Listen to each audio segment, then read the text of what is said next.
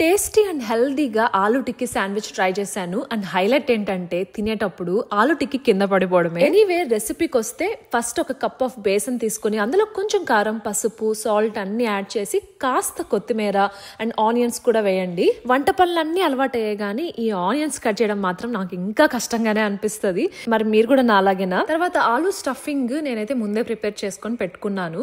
Boiled ఆలూని smash చేసి అందులో ఉప్పు, కారము, ఇంకా కొంచెం సన్నగా తరిగిన ఆనియన్స్, కొత్తిమీర అవంతా ఈ బేసన్ తో మిక్స్ చేసేసి మంచిగా బాల్స్ లాగా చేసేసుకొని ఇలా ప్యాటీస్ లాగా తట్టేసుకొని ఎయిర్ ఫ్రైయర్ లో పెట్టేశాను. మామూలుగా అయితే ఇది ఆయిల్ లో ఫ్రై చేస్తారు, కానీ నేను హెల్దీగా చేయాలని చెప్పి ఇలా ఎయిర్ ఫ్రైయర్ లో చేశాను. ఇది 250 degrees Fahrenheit ఒక 15-20 minutes అలా పెట్టాను అనమాట. ఎక్స్ట్రా ఫ్లేవర్ కోసం దాని మీద కొంచెం చీజ్ కూడా యాడ్ చేశాను. ఇప్పుడు బ్రెడ్ మీద ఏదో ఒక స్ప్రెడ్ నీట్ గా పూసేసుకొని దానిపైన మీకు ఇష్టమైన వెజిటేబుల్స్, నేనైతే ఇక్కడ ఆనియన్స్ అండ్ టొమాటోస్ పెట్టేసి దానిపైన మనం చేసుకున్న ప్యాటర్న్ పెట్టేసుకొని లైట్ గా ఈ బ్రెడ్ ని పెనం మీద టోస్ట్ చేసేసుకుంటే హెల్దీ అండ్ టేస్టీ ఆలు టిక్కీ శాండ్విచ్ అయితే రెడీ అయిపోయింది. ఇది చేస్తుండగానే నాకు ఫుల్ నోరు ఊరిపోయింది. ఇంకా మన ఆత్రం ఆగుతుందా?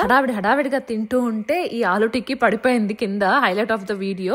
మీరు కూడా ఇది ఖచ్చితంగా ట్రై చేయండి and let me know how it is. That is it guys. Subscribe for more.